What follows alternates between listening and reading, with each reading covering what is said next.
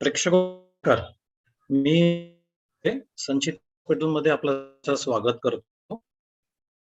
आजच्या संवाद कार्यक्रमामध्ये प्रेक्षको 21व्या शतकामध्ये तंत्रज्ञानाने मानव जातीसाठी वरदान बनले आहे.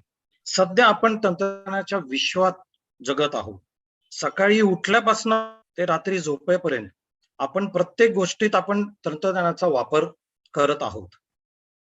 वैद्यकीय क्षेत्रातही खूप मोठी आघाडी झालेली आहे आणि आजचा विषयही त्या अनुसारच आहे. प्रेक्षको, आजचा विषय आहे रोबोटिक ओआर्म व नॅव्हिगेशन टेक्नॉलॉजी स्पाइन पेशंटसाठी वरदान. या संवादसाठी आपल्याला लाभले आहेत मणके तज्ञ डॉक्टर अजय कोठारी, संचिती हॉस्पिटल मधून. मी त्यांचं स्वागत करतो. नमस्कार. तसंच त्यांचे सहकारी डॉक्टर शुभम पाठक हेही त्यांच्या बरोबर आहेत आज. नमस्कार. डॉक्टर अजय कोठारी, आजचा विषय जो टेक्नॉलॉजीचा आहे, तर रोबोटिक ओआर्म हे स्पाइन पेशंटसाठी कसं वरदान ठरतात ह्याच्याबद्दल आम्हाला थोडीशी माहिती द्यावी. नक्की नक्की. धन्यवाद राहुल. जसं तुम्ही आत्ताच बोलला टेक्नॉलॉजी बद्दल, तर टेक्नॉलॉजी ही आपल्या दैनंदिन जीवनात फार महत्वाचा रोल प्ले करत आहे. आणि आता जर मी राहतोय पिंपरी चिंचवडला आणि मला जायचंय नारायण पेठेत, तर आधी मी काय करायचो, नारायण पेठेची गल्ली नंबर 4, तिथे 4थ्या नंबरचं घर, तर आधी मी काय करायचो, प्रत्येक ठिकाणी विचारत जायचो. पण आता मी काय करतो, माझ्या गुगल मॅप्स जीपीएस वरती नॅव्हिगेशन लावतो आणि बरोबर मला ते नॅव्हिगेशन तिथे नेऊन पोहोचवतं. तसंच हे जे रोबोटिक तंत्रज्ञान आहे, हे ओआर्म आणि नॅव्हिगेशन, हे अचूकतासाठी आहे, सेफ्टीसाठी आहे आणि प्रिसिजनसाठी आहे. हे आपल्याला थोड्या वेळात कळेलच. तर प्रेक्षकाहो, जास्त विलंब न करता मी माझं प्रेझेंटेशन सुरू करतो. आपण जर बघितलं की स्पाइनची रचना कशी आहे, अॅनाटॉमी ऑफ स्पाइन कशी आहे, तर स्पाइन हे असं एक स्ट्रक्चर आहे जे अतिशय गुंतागुंतीचं स्ट्रक्चर आहे. तुम्ही जर इथे केअरफुली बघितलं तर स्पाइन म्हणजे नसांचा एक विळाखा आहे, थोडक्यात सांगायचं तर. आणि त्याच्या अवतीभोवती मोठे रक्तवाहिन्या आहेत. आणि त्याच्यामुळे जर कोणत्याही पेशंटला सांगितलं की तुम्हाला ऑपरेशनची गरज आहे, तुम्हाला स्पाइनच्या ट्रीटमेंटची गरज आहे, तो अतिशय घाबरून जातो. कारण की जो नसांचा विळाखा आहे, त्याच्या अवतीभोवती मोठ्या ज्या वेसल्स आहेत, त्याला असं वाटतं की बाबा त्याला कुठे धक्का लागला तर काय होईल, मी आता चालतो फिरतोय, उद्या ते चालणं फिरणं बंद झालं तर काय होईल. असे सगळे जे संभ्रम आहेत ते दूर करण्यासाठीच मी माझं हे प्रेझेंटेशन घेऊन आलेलो आहे. तर what is O arm and what is navigation, हे जे आपलं आजचं संवाद आहे त्याच्याबद्दलच मी या ठिकाणी आपल्याला बोलणार आहे. आता spine surgery done in the past, म्हणजे पूर्वी जी शस्त्रक्रिया केली जायची, तुम्ही बघत आहात या स्लाइड मध्ये की मोठे मोठे इन्सिजन्स असायचे, मसल स्ट्रिपिंग असायचं, रक्तस्राव मोठ्या प्रमाणात व्हायचा. या सगळ्या गोष्टी आपल्याला जुन्या पद्धतीच्या ऑपरेशन्स मध्ये बघायला मिळायचं. आणि त्याच्यामुळे पेशंटला जास्ती दिवस हॉस्पिटलमध्ये राहायला लागायचं, रिकव्हरीला वेळ लागायचा, रक्तस्राव जास्ती व्हायचा आणि कदाचित थोडं कॉम्प्लिकेशनचाही रेट थोडा जास्ती असावा. पण आजच्या जगात जसं राहुल म्हटलं तसं जे तंत्रज्ञान आलंय, हे तंत्रज्ञानाने बाजी मारली आहे. आणि हे तंत्रज्ञान काय आहे, तर पहिली गोष्ट म्हणजे कीहोल स्पाइन सर्जरी, ज्याच्यामध्ये तुम्ही आधीच्या स्लाइडमध्ये बघितलं की इतके मोठे मोठे इन्सिजन्स होते. आता इन्सिजनची साईज 1 सेंटीमीटर, 1.5 सेंटीमीटर, 2 सेंटीमीटर झाली आहे. आधी जे रक्तस्राव मोठ्या प्रमाणात व्हायचं, आता रक्तस्राव अजिबात होत नाही किंवा फार कमी प्रमाणात होतो. पेशंटला रिकव्हरीला महिनो ते वर्ष लागायचे, आता पेशंट 3 ते 4 आठवड्यात आपल्या कामाला लागतो आणि दुसऱ्या दिवशी किंवा सेम डेला संध्याकाळी चालायला लागतो. हे फार मोठं आधुनिक तंत्रज्ञान या ठिकाणी आलं आहे. आणि हे आम्ही जे सांगतोय हे कशाच्या बलावर आहे, तर हे टेक्नॉलॉजी प्लस एक सिनियर सर्जन ज्याचं जे एक्सपिरियन्स आहे, ह्या दोन्ही गोष्टी जेव्हा एकत्र येतात आणि ह्या दोन्ही गोष्टींचे जेव्हा संगम होतं, तेव्हा पेशंटला त्याचा अतोनात फायदा होतो. आता काय आहे ही नवीन टेक्नॉलॉजी, तर आपल्याकडे संचेती हॉस्पिटलमध्ये एक रोबोटिक तंत्रज्ञान 1.5 वर्षापूर्वी डॉक्टर पराग संचेती यांनी अवेलेबल करून दिलं. आणि हे तंत्रज्ञान काय आहे, ओआर्म आणि नॅव्हिगेशन. ओआर्म हे एक इंट्राऑपरेटिव्ह स्कॅनर आहे. म्हणजे आपण बघतो की सीटी स्कॅन, एमआरआय हे ऑपरेशन थिएटरच्या बाहेर असतात. तुम्हाला स्कॅन करायचं असलं तर तुम्हाला स्कॅन डिपार्टमेंटमध्ये जायला लागतं. पण असं कधी ऐकलं का की हे जे स्कॅन आहे ते ऑपरेशन थिएटरमध्येच आहे? तर हे जे तंत्रज्ञान आहे, it is a scanner in the hospital. आणि मी जसं म्हटलं तसं एक नॅव्हिगेशन आहे. म्हणजे तुम्हाला जर कुठे जायचंय, जीपीएस, तुम्ही पिंपरी चिंचवडला नारायण पेठेत जायचंय, तर तुम्ही नॅव्हिगेशन लावता. ही नॅव्हिगेशन टेक्नॉलॉजी तुम्हाला अचूक प्रॉब्लेमकडे घेऊन जाते आणि त्या प्रॉब्लेमचं निवारण करते. त्यासोबत हायटेक रोबोटिक सर्जरी आहे, मायक्रोस्कोपिक सर्जरी आहेत. हे सगळं तंत्रज्ञान आज आपल्या दाराशी आलंय आणि त्याच्यामुळेच ठामपणे सांगू शकतो की ह्याचे रिझल्ट फार चांगले आहेत स्पाइनच्या ट्रीटमेंटचे. आता या नवीन टेक्नॉलॉजीने आपल्याला कशी मदत केली आहे, तर मी म्हटलं तसं number 1, it has become very safe. Number 2, पेशंटची रिकव्हरी फास्ट होते आणि विदिन 2 days किंवा समटाइम्स विदिन 1 day पेशंटला डिस्चार्ज दिला जातो. ह्याचे रिझल्ट खात्रीशीर आहेत आणि त्याचे जे आउटकम आहेत ते उत्कृष्ट आहेत.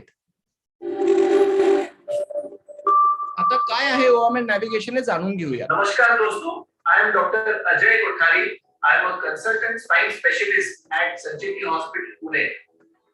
बहुत लोगों को ये डर होता है, पेशेंट्स को ये डर होता है कि डॉक्टर मेरे स्पाइन के ऑपरेशन के बाद मुझे पैरालिसिस होगा, पहले मैं चल पा रहा था, अभी ऑपरेशन के बाद काफी पेशेंट्स के रिलेटिव्स बोलते हैं कि आप बेड रिडन हो जाओगे, क्या ये सही है? मैं हमेशा हर पेशेंट को बोलता हूँ कि आज हमारे पास ये इंट्राऑपरेटिव सीटी स्कैन है जिसको ओआम बोलते हैं, और ये नेविगेशन है। हम ऑपरेशन के दौरान पेशेंट का सीटी स्कैन करते हैं और ये सीटी स्कैन की इमेजेस इस नेविगेशन को जाता है, तो ये दोनों लिंक है। तो पेशेंट का जो पूरा स्पाइन का ज्योग्राफी है ये हमारे हाथ में होता है, और जब हम स्पाइन की नसें फ्री करते हैं, ट्यूमर रिसेक्ट करते हैं, स्क्रूज डालते हैं, या स्पाइन की जो डिफॉर्मिटीज होती है जैसे स्कोलियोसिस है, काइफोसिस है, इसको ठीक करते हैं, इसमें ये स्पाइन सर्जरी में एक बहुत महत्वपूर्ण रोल प्ले करता है। सो जो मेरे मित्रों को ये डर है कि ऑपरेशन के बाद कहीं हमको पैरालिसिस ना हो जाए, तो मैं अभी उनको बताता हूँ कि इसका चांसेस 0% के बराबर है। तो अभी ये पेशेंट लेटा हुआ है और ये हम ऑपरेशन थिएटर में है, और ये ओआर्म स्कैन अंदर आता है, और जिस भाग का ऑपरेशन करना है उस एरिया का कंप्लीट स्कैनिंग ये ओआर्म करता है। ये पूरी तरह से स्कैनिंग होता है।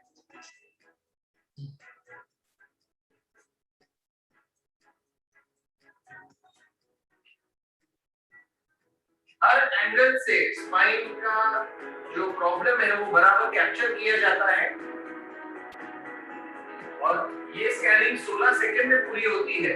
तो ऑपरेशन के पहले स्कैन किया जाता है, वो इंफॉर्मेशन नेविगेशन को ट्रांसफर की जाती है, और ऑपरेशन पूरा होने के बाद वापस एक स्कैन लिया जाता है कि आपका जो नसें है वो पूरी फ्री हुई है या नहीं, जो इम्प्लांट स्क्रूज हमने डाले हैं वो सही जगह पर है कि नहीं, जो प्रॉब्लम था वो पूरा निकला है कि नहीं, ये हमको इसमें से पूरा मालूम पड़ेगा। और ये सब पहले ऑपरेशन थिएटर में से बाहर निकलने के बाद एमआरआई मशीन में, सीटी मशीन में लेके जाकर होता था, बट आज ये ऑपरेशन थिएटर के अंदर सारी चीजें की जा सकती है। ये इस ओआर्म नेविगेशन का फायदा है। Now what is robotic spine surgery हे आपण जाणून घेऊया।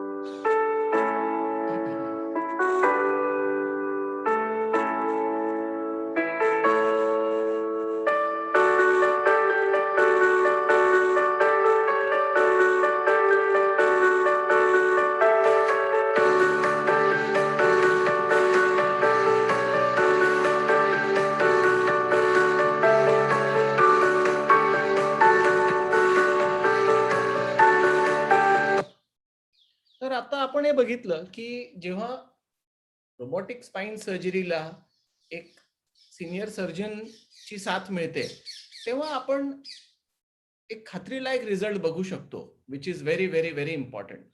या गोष्टीत एक तिसरी गोष्ट ऍडिशनल अशी आहे की ज्याला न्यूरो मॉनिटरिंग म्हणतो. न्यूरो मॉनिटरिंग म्हणजे ऑपरेशनच्या वेळी स्पायनल कॉर्डचं मॉनिटरिंग केलं जातं. म्हणजे आता जेव्हा ऑपरेशन चालू आहे तेव्हा एक इलेक्ट्रोफिजिसिस्ट, एक डॉक्टर साईडला स्पायनल कॉर्डचे इम्पल्सेस जे ब्रेनवरनं सोडले जातात आणि पायाला कॅप्चर केले जातात हे कॉन्स्टंट कम्प्युटरवरती वेव्स बघत असतो. आणि आता ऑपरेशन नंतर पॅरालिसिस, अपंगत्व ह्याचे चान्सेस फार फार फार कमी झाले आहेत, कारण की ह्या आधुनिक टेक्नॉलॉजी बरोबर एक doctor constant spinal cord neuro monitoring करत असतो. आणि थोडंही नसेवरती काही दबाव पडला, नसेला थोडाही काही धक्का लागला तर लगेच अलार्म ब्लिंक होतं आणि सर्जन सावध होतो. आणि त्याच्यामुळे नसेला अनावधानाने धक्का लागण्याची शक्यता फार फार फार कमी, म्हणजे नाहीच्या बरोबर होते. तर ओआर्म, नॅव्हिगेशन आणि न्यूरो मॉनिटरिंग या 3 गोष्टी मिळून एक रोबोटिक स्पाइन सर्जरीचे तंत्रज्ञान आहे ते अतिशय वरदान ठरलं आहे. आणि जसं मी सुरुवातीला म्हटलं, जसं हे दशक टेक्नॉलॉजीचं दशक आहे आणि ह्याच्यात मेडिकल क्षेत्र मागे पडू शकत नाही. तर जेव्हा टेक्नॉलॉजीला वैद्यकीय ज्ञानाची, एक्सपिरियन्सची साथ मिळते तेव्हा आपण अभूतपूर्व रिझल्ट्स अचीव्ह करू शकतो. आता मी काय करणार आहे की मी काही एक्सपिरियन्सेस, म्हणजे जे जे पेशंट्सचे रोबोटिक स्पाइन सर्जरी झाले आहेत त्यांचे मी काही एक्झाम्पल्स दाखवणार आहे. सो तुम्ही हे बघू शकता की ह्या नवीन टेक्नॉलॉजीमुळे या पेशंट्सचं आयुष्य कसं बदललं आहे ते. मी एक सगळ्यांना रिक्वेस्ट करेल की ज्यांची प्रश्न आहेत त्यांनी मेसेज करावं चॅटबॉक्स मध्ये किंवा मिस्टर राहुल चोबेला पर्सनली मेसेज करू शकता आणि तुमचे जे काही प्रश्न आहेत ते जरूर घेतले जातील. प्रेझेंटेशन अजून एक 20 मिनिटाचं प्रेझेंटेशन आहे आणि ते प्रेझेंटेशन संपल्यावर एक 20 ते 30 मिनिटं आपण क्वेश्चन आन्सरचं सेशन करणार आहोत. तर ज्यांना प्रश्न असतील त्यांनी चॅटबॉक्स मध्ये आपले प्रश्न जरूर जरूर जरूर टाकावेत. तर ही पहिली केस, ही एक 14 वर्षांची मुलगी आहे. हिच्या मणक्याला व्यंग होता आणि आपण बघू शकता की अशा केसेस मध्ये हे टेक्नॉलॉजी किती वरदान ठरली आहे.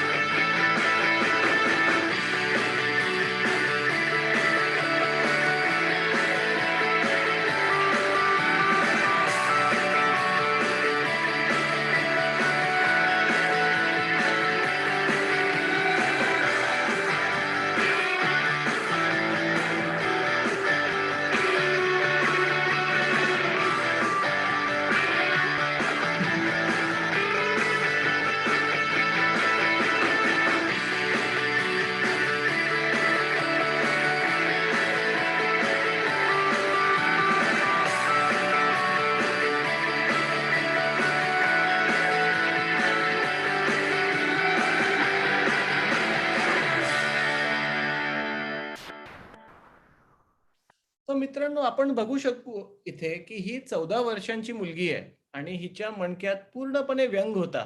तिचा जर आपण एक्सरे बघितला असेल तर तिचा एक्सरे पूर्णपणे वाकडा झालेला होता आणि हिला 5 डॉक्टरांनी सांगितलं की ऑपरेशन होऊ शकतं, पण ऑपरेशन अतिशय रिस्की आहे आणि ऑपरेशन झाल्यावर पायाची ताकद जाऊ शकते, स्पायनल कॉर्डचा ताबा जाऊ शकतो, पायाची ताकद कमी होऊ शकते आणि ह्या सगळ्या गोष्टींमुळे 3 ते 4 वर्ष तिने ऑपरेशन अवॉइड केलं. पण जेव्हा मी तिला बघितलं, मी म्हटलं आता हे मॉडर्न टेक्नॉलॉजीच्या साहाय्याने रिस्क ही फार कमी होते आणि आपण ही ट्रीटमेंट जरूर करायला पाहिजे आणि ह्याचे रिझल्ट्स जे आहेत ते चांगले मिळतील आणि अश्योर्ड मिळतील.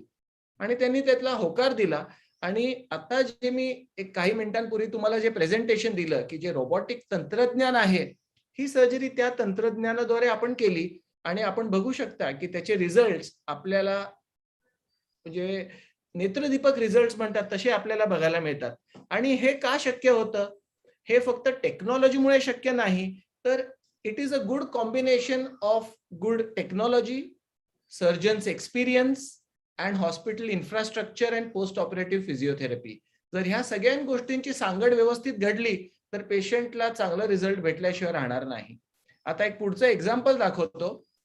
हा जो मुलगा आहे त्याला हा कराडचा आहे आणि स्पायनल कॉर्ड इंजुरी झाल्यानंतर त्याचे दोन्ही पाय काम करायचं बंद झालं होतं आणि ऍक्सिडेंट झाल्यावर अँब्युलन्स मध्ये एक तिथालच्या ऑर्थोपेडिक सर्जननी त्याला संचेती हॉस्पिटलमध्ये आमच्याकडे पाठवलं. आम्ही ही टेक्नॉलॉजी वापरून त्याची सर्जरी केली आणि आज जो पूर्णपणे पॅरालाइज झालेला एक 22 वर्षाचा मुलगा होता, तो आज स्वतःच्या पायावरती उभा राहिला आहे. परत सगळी स्वतःची कामं करतोय, गाडी चालवतोय, जिमिंग करतोय, सायकलिंग करतोय, योगा करतोय. तर ही टेक्नॉलॉजीने आयुष्य कसं बदललंय हे एक पुढच्या एक्झाम्पल मध्ये दाखवतो. Hello everyone, my name is Karan Suryavanshi. I had a horrible accident a few months ago. In that, I got a serious injury in my spine, like there is a compression in my spinal cord at D10 and D11, and one of my vertebrae is fully fractured. I completely lost my sense below my injury. In this situation, Dr. Ajay sir did my operation.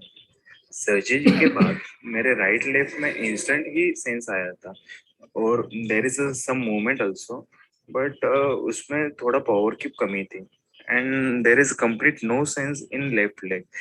But after continue treatment and therapy मेरे left leg में के muscles में थोड़ी बहुत movement आ गई और उसके लिए भी थोड़ा time Gaya, like for 2 months. After 2 months वो लेफ्ट लेग में मूवमेंट आ गई, मतलब मसल्स में मूवमेंट आ गई. एंड इसमें मैंने इस बीच में संजीति हॉस्पिटल पुणे से फिजियोथेरेपी के सेशन दिए, ट्रेनिंग ली एंड उसके अकॉर्डिंग ही मैंने आगे की थेरेपी ली. उसके बाद as per the therapist end doctor guidance Maine exercise भी की for the more than 8 hours per day. 3 महीने के बाद मुझे खड़ा किया तो थोड़ी पावर कम थी, बट बाद में उसके अकॉर्डिंग एक्सरसाइज करने के बाद मुझे पूरी कंट्रोल आने लगी. आफ्टर 4 months मैंने वॉकर पर चलना स्टार्ट किया and today within 6 months I can walk properly independently without any supports. All this has happened because of a new technology and proper treatment done by Dr. Ajay Kothari sir. Thank you so much sir. मतलब आपके treatment की वजह से और जो मतलब आपकी वजह से जो मिरेकल हुआ है वो मैं और मेरी फैमिली लाइफ टाइम कभी भी भूल नहीं सकते. You give me a new birth, new मतलब ये मेरी न्यू लाइफ है sir. Thank you so much sir. तर हा जो व्हिडिओ आहे हा पेशंटनी मला पाठवला होता, हा माझ्या वाढदिवसाला पाठवला होता 4 महिन्यापूर्वी. आणि मागच्या आठवड्यातच हा पेशंट फॉलोअपला येऊन गेला आणि आता तो एक 4-4, 5-5 किलोमीटरची जॉगिंग करतोय असं त्यांनी मला सांगितलं. म्हणजे या व्हिडिओपेक्षाही अजून इम्प्रुव्हमेंट त्याला चांगली मिळाली. आणि हा व्हिडिओ त्यांनी मला माझ्या वाढदिवसाच्या दिवशी पाठवला होता की sir this is a small gift from Karan to doctor Ajay Kothari for his good recovery. पुढची जी केस आहे ती मी आपल्याला दाखवतो की हा जो पेशंट आहे ह्याला ट्युमर होतं स्पाइन मध्ये आणि स्पाइन मध्ये ट्युमर असल्यामुळे त्याच्या पायाची जी ताकद होती ती अतिशय कमी झाली होती आणि ह्याचं वय साधारणतः 34 वर्ष. ट्युमरची सर्जरी केल्यानंतर within 1 to 2 months he regain full power. आणि आपण हा व्हिडिओ बघू शकता.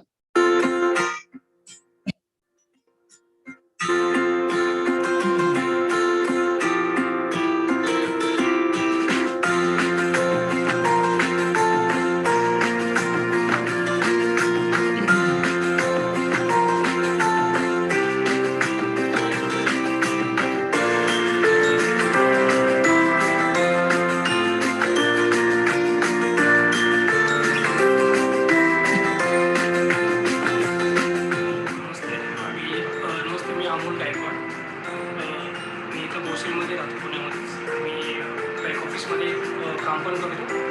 एक 6 महिने, एक 7 ते 8 महिन्यापूर्वी म्हणजे डिसेंबर 16 मध्ये मी संचेती हॉस्पिटलमध्ये सर डॉक्टर अजय कोठारे यांना भेटलो होतो माझ्या स्पायनल कॉर्डमध्ये एक ट्यूमर होता छोटासा, त्याच्यामुळे स्पायनल कॉर्डवर प्रेशर येत असल्यामुळं माझे कमरेच्या खाली सेन्स चालले होते, जसं की मला चालता येत नव्हतं, बोटे पण पायाच्या हलवता येत नव्हतं, कम्प्लीट पॅरलाइज होता. कम्प्लीट. तर मी व्हीलचेअरवर ॲडमिट झालो होतो आणि त्यानंतर मी सरांना विचारलं की सर कसं होतं. तर सरांनी मला पूर्णपणे कॉन्फिडन्समध्ये घेतलं की अशाची सर्जरी आहे, आम्ही आमची पूर्ण 100% देऊ आणि ऑपरेशन 97% 98% तरी पूर्णपणे सक्सेस होईल. आणि मी त्यावेळेस विचार करून सरांवर विश्वास ठेवला आणि माझं ऑपरेशन एक 16 डिसेंबरच्या आसपास झालं. आणि ऑपरेशन झाल्यानंतर एक 9 वाजता ऑपरेशन झालं आणि 3-3:30च्या आसपास मला ज्यावेळी शुद्धीवर आलो मी आणि फर्स्ट मी सरांना विचारते की ऑपरेशन कसं झालं. सर म्हणले तू पाय आले, पायाची बोटं वगैरे आले. तर म्हणजे मी त्यावेळेस बिलीव्हच करू शकलो नाही की पूर्णपणे माझे पाय हलत होते व्यवस्थित. आणि ऑपरेशनच्या अगोदर बिलकुल हालत नव्हते, कम्प्लीट पॅरलाइज होते. कम्प्लीट माझे म्हणजे आपण जे बोट आहे आता मी असं हलवते यामध्ये, असं पायाचं बोट माझं हालत नव्हतं झालं. आणि ऑपरेशन झाले लगेच हालायला लागलं. 3-3:30ला खूप हालायला लागले. तर मी सरांना खूप धन्यवाद देतो यासाठी. आजच्या घडीला आता ऑपरेशन होऊन जवळजवळ 8 महिने झाले. तू काय काय करतोयस आता? सर मी सकाळचे उठतो, लवकर रनिंगला जातो, 2-2.5 किलोमीटर मी पळतो. त्यानंतर मी जे फिजिओथेरपिस्टने सांगितले सगळे संपूर्ण एक्सरसाइज करतो, योगा करतो, इव्हन मी सायकलिंग करू शकतो. आता इव्हन आत्ता हॉस्पिटलमध्ये येण्यासाठी मी स्वतःच्या बाईकवर आले, मला कसं इकडं जाणवलं नाही एवढं. म्हणजे आता पूर्ण नॉर्मल झालायस तू? मला असं पूर्णपणे नॉर्मल झाल्यासारखं वाटतं. आता ऑपरेशनची सर्जरी झाली त्यामुळे मी सर्व काळजी घेतली आहे. That's very good. Okay, take care, bye. Thank you sir.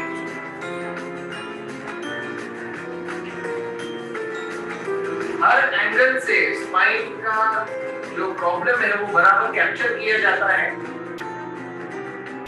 और ये स्कैनिंग 16 सेकंड में पूरी होती है. तो ऑपरेशन के पहले स्कैन किया जाता है, वो इंफॉर्मेशन नेविगेशन को ट्रांसफर की जाती है और ऑपरेशन पूरा होने के बाद वापस एक स्कैन लिया जाता है कि आपका जो नसें है वो पूरी फ्री हुई है या नहीं. तर मित्रांनो, आपण या ठिकाणी बघितलं की हा जो पेशंट होता त्याचे पाय पूर्ण निकामी झाले होते आणि आता तो जॉगिंग करतोय, सायकलिंग करतोय, स्वतः बाईक चालून हॉस्पिटलला फॉलोअप साठी दाखवायला आला होता. पण त्यांनी एक सेंटेन्स सांगितलं की मी अजून काळजी घेतोय. ते फार महत्वाचं आहे की ऑपरेशन झाल्यावर आपण सगळं काही करू शकतो, पण ह्याचा अर्थ की गाफील होणं आणि डॉक्टरनी सांगितलेले रिस्ट्रिक्शनचं पालन न करणं हे चुकीचं आहे. पण परत आपण एक ही केस बघितली की ज्याच्यात त्याची जी रिकव्हरी आहे ती अतिशय फार चांगली झाली आहे. अजून मी एक 2-3 केसेस आपल्याला दाखवणार की ज्याच्यामध्ये हे रोबोटिक टेक्नॉलॉजीनी कसं लोकांचं आयुष्य बदललंय आणि त्याच्यानंतर आपण क्वेश्चन आन्सर सेशन घेऊया. आणि ज्याला काही प्रश्न असतील त्यांनी चॅटबॉक्स मध्ये नक्कीच आपले प्रश्न टाकावेत आणि आम्ही जास्तीत जास्त प्रश्न घेण्याचे या ठिकाणी प्रयत्न करणार.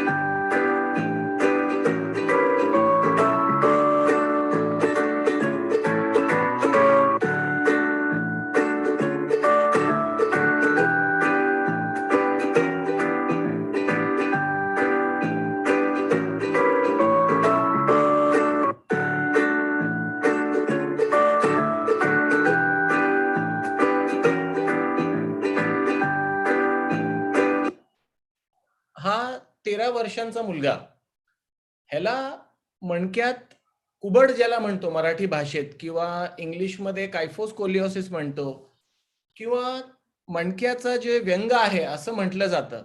ह्याला 5 वर्षापूर्वी ऑपरेशन सांगितलं होतं, पण भीतीपोटी त्यांनी ऑपरेशन नाही केलं आणि ती डिफॉर्मिटी, तो व्यंग इतका वाढला की त्याला आधी शर्ट घालून ते झाकलं जायचं, नंतर शर्ट घालून पण ते झाकलं जायचं नाही.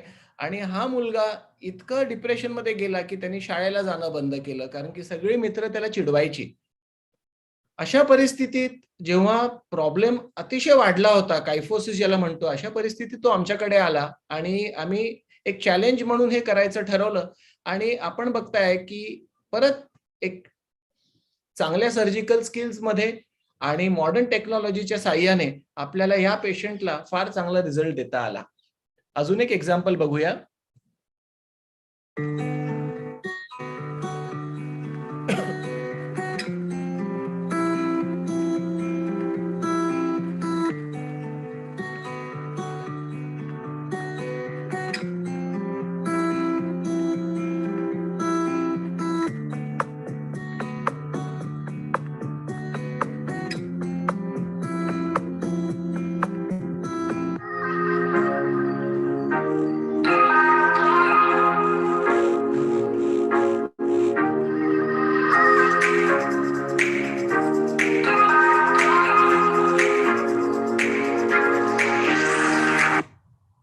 आता हे एक्झिक्युटिव्ह इंजिनियर बारामतीला होते आणि त्यांना फार ट्रॅव्हलिंग करायला लागायचं, ग्रामीण भागात जायला लागायचं, रस्त्याची परिस्थिती चांगली नव्हती, म्हणून जे सर्व्हायकल स्पाईन आहे त्या ठिकाणी त्यांची गादी मागे सरकली, गाडीला जर्क लागला आणि त्यामुळे स्पायनल कॉर्ड वरती दबाव आल्यामुळे मानेपासून खाली पूर्ण हातपाय त्यांचे काम करायचं बंद झालं. आणि तातडीने त्यांचे जे चीफ इंजिनियर होते त्यांनी त्यांना संचिती हॉस्पिटलला हलवलं, माझ्या अंडर त्यांना ऍडमिट केलं आणि विदिन 12 आवर्स आम्ही त्यांची सर्जरी केली. आणि हे जे व्हिडिओ आहे हे सर्जरीच्या 2.5 महिन्यानंतर आहे आणि अजूनही हे माझ्याकडे फॉलोअपला येतात आणि त्यांना काहीही त्रास नाही. परत त्यांनी त्यांचा जॉब पूर्णपणे चालू केलाय, परत ग्रामीण भागात जात आहेत. फक्त मी एक म्हटलं की तुम्ही व्यायाम सोडू नका, मणका मजबूत ठेवा आणि तुमचं काम बदलू नका, कारण की तुम्ही तुमच्या कामाचं स्वरूप बदलणं ही काही ट्रीटमेंट नव्हे. व्यायाम करून आपला जर मणका आपण मजबूत केला सर्जरी नंतर, तर तुम्ही तुमचे जे पूर्वीचे कामं होते ते 100% करू शकता. त्याच्यामध्ये तुम्हाला तुमचं काम बदलायची गरज नाहीये. अजून एक एक्झाम्पल बघूया.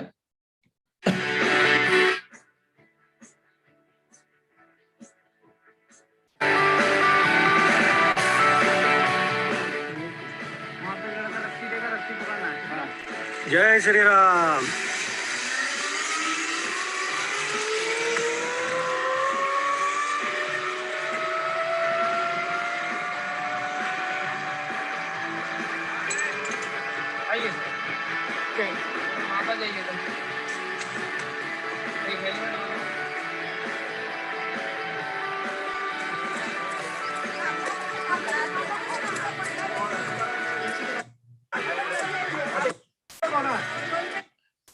या पेशंटची मणक्याचं स्पॉन्डिलोलिस्थेसिस जे म्हणतो, म्हणजे 4थ्या नंबरचा मणका 5व्या नंबरच्या मणक्यावरती सरकला होता आणि त्याच्यामुळे कमरेपासून खाली पायाला वेदना व्हायच्या आणि एक 5 मिनिटं चाललं की त्यांना बसायला लागायचं.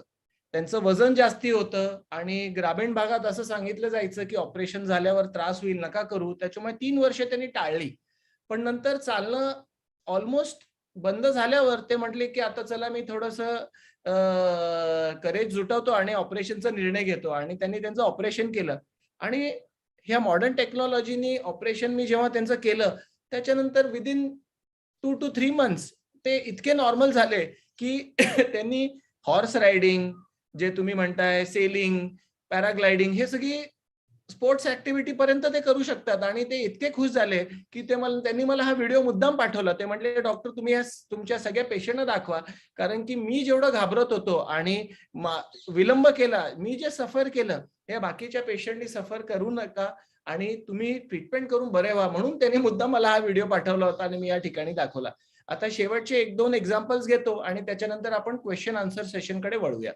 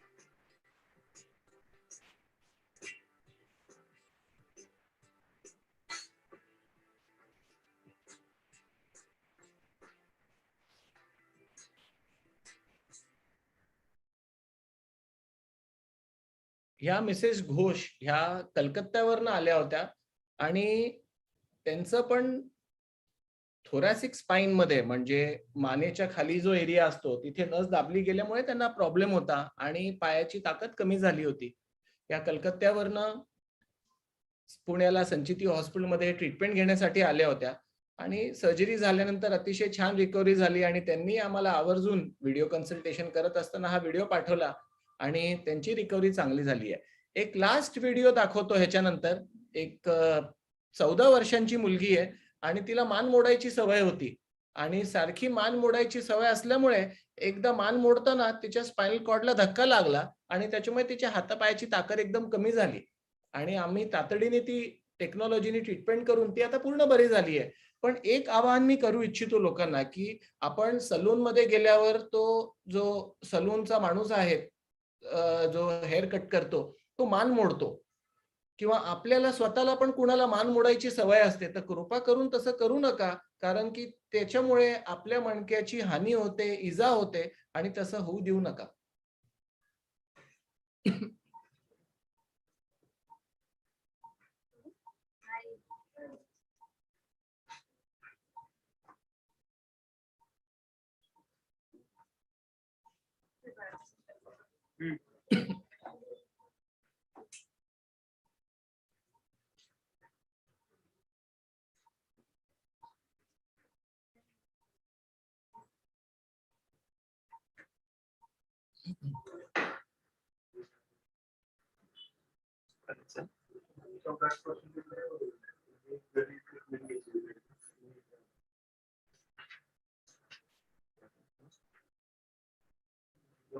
मांडी घालून बस खाली.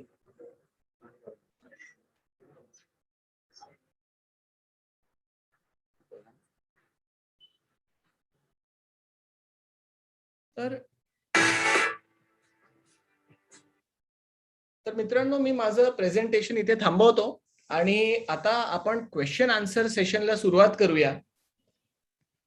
कुणालाही क्वेश्चन्स असतील तर त्यांनी चॅटबॉक्स मध्ये क्वेश्चन्स टाकावे. डॉक्टर शुभम आणि मिस्टर राहुल चोबे ते क्वेश्चन्स पिकअप करून ते माझ्यापर्यंत आणतील आणि आम्ही जास्तीत जास्त प्रश्न घ्यायचा प्रयत्न करूया.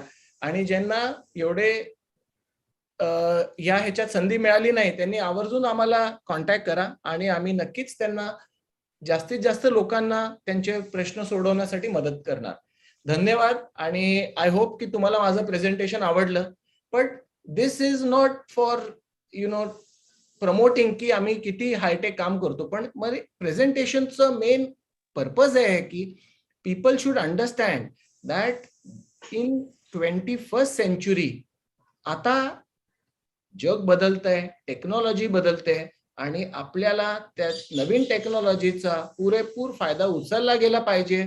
आणि जे लोक नॉर्मल आयुष्य जगू शकत नाहीये मणक्याच्या प्रॉब्लेममुळे, कुणाला भयानक वेदना होत आहेत, चालता येत नाहीये, फिरायला जाता येत नाहीये, मुला मुलीकडे जाता येत नाहीये आणि झोपून राहतायत, सारखे वेदना सहन करतायत, आता त्याची गरज नाहीये. आपल्या डॉक्टरांना भेटा आणि त्याची ट्रीटमेंट नक्की नक्की नक्की करून घ्या. धन्यवाद. डॉक्टर शुभम आणि राहुल, आपण आपल्या प्रश्नांना सुरुवात करूया. सर, स्पाइन ऑपरेशन नंतर सगळ्यात मोठा प्रश्न हा असतो की यानंतर आम्हाला पॅरालिसिस होईल का आणि आम्हाला किती दिवस झोपून राहावं लागेल, तर याबद्दल आपण गाईड करा सर प्लीज. हो, तर जसं मी प्रेझेंटेशन मध्ये सुरुवातीला सांगितलं शुभम, की प्रत्येक पेशंट जो माझ्याकडे येतो त्याला एक कॉमन प्रश्न असतो. मी जर म्हटलं की तुम्हाला रोबोटिक तंत्रज्ञानाने शस्त्रक्रियेची गरज आहे, तर पहिला प्रश्न तो मला विचारणार की डॉक्टर, मी आता थोडं तरी चालतोय, ऑपरेशन नंतर माझं चालणं बंद होणार आहे का? तर आता ह्या ओआर्म, नॅव्हिगेशन, न्यूरो मॉनिटरिंग टेक्नॉलॉजीने, लिटरेचर आणि जे रिसर्च झालंय त्यांनी हे प्रूव्ह केलंय की अशा इन्सिडन्स मध्ये म्हणजे लक्षणीय घट झाली आहे आणि 0.001% चान्स आहे होण्याचं, पण 99.999% असं होत नाही, असं या ठिकाणी मी नमूद करू इच्छितो. सर, नगरहून मिसेस अक्षया बोराडे पेशंटने असं विचारले की या ऑपरेशन मध्ये स्टिचेस किती असतात? आपण की होल सर्जरी जे म्हणतो, हो, तर त्याला स्टिचेस किती असतात? ऑपरेशन नंतर हॉस्पिटलमध्ये किती दिवस राहावं लागतं आणि अशा प्रकारचे किती ऑपरेशन्स आतापर्यंत आपण इथे केलेत आपल्या संचेती हॉस्पिटल? संचेती हॉस्पिटलमध्ये मी आणि माझे सहकारी आम्ही सगळे मिळून मणक्याचं जर ऑपरेशनचं सांगितलं म्हणजे इंजेक्शन सोडून, तर we do around 2500 spine surgeries a year. आणि मी आतापर्यंत वैयक्तिक 4,500 स्पाइनचे ऑपरेशन्स केलेले आहेत. आता coming to the size of the incision, की टाके किती पडतात, तर हे डिपेंड करतं की तुमचा प्रॉब्लेम किती ठिकाणी आहे. जर सिंगल लेवलचा प्रॉब्लेम असेल तर 1 ते 1.5 सेंटीमीटरचं इन्सिजन असतं. 2 लेवलचा जर प्रॉब्लेम असेल तर 2 ते 2.5 सेंटीमीटर किंवा मॅक्सिमम 3 सेंटीमीटर पर्यंत हे इन्सिजन असतं. तर इन्सिजन फार छोटं असतं आणि आम्ही टाके आता शक्यतो टाकत नाही. स्वतः विरघळणारं एक स्पेशल मटेरियल असतं, त्याच्यामुळे टाके काढायची पण अशा कंडिशन्स मध्ये गरज पडत नाही. तिसरी महत्वाची गोष्ट म्हणजे की किती दिवसात आम्ही आमच्या कामाला परत जाऊ शकतो. तर मी काय म्हणतो की जर तुमचं आज ऑपरेशन झालंय तर आज संध्याकाळी आम्ही तुम्हाला उभं करून चालवणार. दुसऱ्या दिवशी तुम्ही वॉर्डमध्ये राऊंड्स घेता, जिने चढता उतरता. दुसऱ्या दिवशी संध्याकाळी किंवा तिसऱ्या दिवशी सकाळी मस्त कारमध्ये बसून तुम्हाला डिस्चार्ज घेऊन स्वतःच्या घरी जाता येईल. जिने चढून स्वतःच्या स्वतः टॉयलेट बाथरूमला जाता येईल, स्वतःच्या स्वतः चहा बनवता येईल आणि रोज 15 ते 20 मिनिटं इव्हनिंगला पटांगणात तुम्हाला फिरता येईल. 3 वीक्स नंतर ज्यांचं डेस्क जॉब आहे, त्यांचं बसून काम आहे, त्यांनी 3 आठवड्यानंतर त्यांचं काम सुरू करू शकतात. आणि ज्यांचं श्रमाचं काम आहे म्हणजे ज्यांना वाकून जड उचलायची कामं वगैरे असतात, अशा लोकांना 1.5 ते 2 महिने आम्ही सांगतो की तुम्ही वाकून जड उचलायची कामं करायची नाहीत. आणि असे पेशंट 1.5 ते 2 महिन्यानंतर आपल्या पूर्वरत कामावर जाऊ शकतात. एक महत्वाची बाब अशी आहे की लोक हे विसरतात की ऑपरेशन झालं म्हणजे आता सगळं काय झालं. मी काय म्हणतो की ही एक पार्टनरशिप आहे. It is a partnership between doctor and the patient.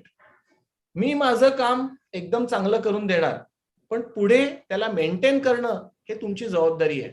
आपण मारुतीची एक गाडी घेतो, ती कायमस्वरूपी नवी राहणार का? नाही. आपण ती गाडी घेतल्यावर जर आपण तिचं वेळोवेळी सर्व्हिसिंग केलं, ऑइल बदललं, क्लिनलीनेस ठेवलं, तर ती गाडी चांगली चालेल. तसंच मी सांगतो की तुम्ही सगळं करा. मी हे म्हणत नाही की तुम्ही हेच करू नका, तेच करू नका, पण रेग्युलर व्यायाम सोडायचा नाही, प्रॉपर आहार घ्यायचा आणि प्रॉपर पोस्चर मेंटेन करायचं.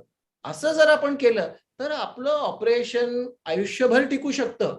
पण काय होतं की एक ह्युमन मेंटॅलिटी आहे की एकदा ऑपरेशन झालं की आता मला व्यायामाची गरज नाही. आता मी बिंदास्त झालो, मी काही खाऊ शकतो, माझं वजन वाढलं तरी चालेल. हे चुकीचं आहे. कारण की आपलं ऑपरेशन एक ठिकाणी होतं. देवाने 33 मणके दिलेत. कधी कधी वरच्या लेवलला पण प्रॉब्लेम होऊ शकतो. तर आपण जर फक्त एक शिस्तबद्ध आयुष्य जगलात तर परत कधीही आयुष्यात प्रॉब्लेम होणार नाही. सर ये बहुत सारे चैट बॉक्स में क्वेश्चंस आ रहे हैं. Mister Dhondiram Bangar, mister Tripathi, mister Shelke, ये बहुत सारे डॉक्टर्स बोलते हैं कि आपको विटामिन B12, विटामिन डी की कमतरता है. तो थोड़ा इसके बारे में आप अगर बताएंगे हमारे को. या व्हेरी गुड क्वेश्चन राहुल. थोडस आपल्या टॉपिक से हटकर है, but I will definitely embark on these vitamin here. ये जो विटामिन B12 और D3 विटामिन है, पहले मैं विटामिन डी के बारे में बताऊंगा. Vitamin D is called a sunshine vitamin and it is very important for our bones. अगर मैं 1 लीटर दूध रोज पीता हूं तो वो जो मेरे पेट में कैल्शियम है वो अब्सॉर्ब कर मैं हड्डी में डालने का काम ये विटामिन डी करता है. अगर मेरे शरीर में विटामिन डी है ही नहीं तो वो रोज 1 लीटर दूध पीकर फायदा नहीं है. वो पूरा कैल्शियम हमारे मोशंस में से बाहर निकल जाएगा. तो विटामिन डी ये हमारे बॉडी के बोनी मेटाबॉलिज्म के लिए बहुत जरूरी है और वो फ्री में मिलता है हमको. हमारे देश में 12 ही महीने धूप रहती है और सुबह के सनलाइट में अगर हम 45 मिनट्स टू 1 आवर बैठेंगे तो हमको फ्री में विटामिन डी मिल जाएगा. और जो लोगों को विटामिन डी मेटाबॉलिज्म का प्रॉब्लम है, ऐसे लोगों को विटामिन डी की कैप्सूल्स, नैनोफॉर्म इंजेक्शंस आते हैं, उससे ये बढ़ सकता है, बट वो हड्डी के मजबूती के लिए बहुत जरूरी है. Coming to the second vitamin, that is vitamin B12. Vitamin B12 ये नसों के पोषण के लिए और मसल्स के पोषण के लिए बहुत जरूरी है. विटामिन B12 डेफिशिएंसी की वजह से हमको थका हुआ महसूस होता है, मेमोरी कम हो जाती है, शार्पनेस कम हो जाता है और वेक पेन्स जैसे गर्दन में दर्द, कमर में दर्द, ये वेक पेन शुरू हो जाते हैं. सो विटामिन B12 ये इसके बारे में गलतफहमी ऐसी फैलाई जाती है कि इसके लिए आपको सिर्फ नॉनवेज खाना ही जरूरी है. नहीं, of course non vegetarian food में B12 के प्रमाण ज्यादा है, जैसे मीट है, एग्स है। इक्वली नेचुरल वेजिटेरियन सोर्सेस में भी विटामिन B12 का प्रमाण बहुत ज्यादा है, जैसे मिल्क प्रोडक्ट्स, ड्राई फ्रूट्स, उसके साथ आपके ग्रीन लीफी वेजिटेबल्स, फ्रूट्स, और ये सारी चीजें लेकर हम हमारा विटामिन B12 लेवल अच्छे से बढ़ाकर एक तंदुरुस्त जीवन जी सकते हैं। सर, आपने कभी स्पेसिफाई किया था कि मॉर्निंग 45 मिनट्स। करेक्ट। अपने प्रेक्षकों के लिए एक स्पेसिफिक टाइम भी बता दो कि कौन से मॉर्निंग आवर्स में। हाँ, तो राहुल, सुबह का जो मॉर्निंग आवर्स का धूप होता है, मराठी में जिसको कोळं ऊन म्हणतात, क्योंकि क्या होता है, अल्ट्रावायलेट रेज की परत होती है, ओजोन का लेयर होता है, वो अल्ट्रावायलेट रेज को आने से प्रिवेंट करती है। इसीलिए सुबह जो 8 से 11 का टाइमिंग होता है, that is suppose to be very good timing to take for good amount of intake of vitamin D. Sir, एक बहुत कॉमन क्वेश्चन देखा गया है यहाँ पे कि ऑपरेशन में टाइम कितना लगता है? People are very concern about the time. तो शुभम, एक्सेलेंट क्वेश्चन। ऑपरेशन में कितना टाइम लगता है, तो अगेन इट डिपेंड्स अपॉन कि ये एक सिर्फ डिकम्प्रेशन सर्जरी है या फ्यूजन सर्जरी है। सो डिकम्प्रेशन सर्जरी में एक कीहोल से स्कोप डाला जाता है और जहां वो नस दबी हुई उसको फ्री किया जाता है। तो एवरेज सिंगल लेवल के लिए उसका टाइम अराउंड 30 to 40 मिनट्स होता है।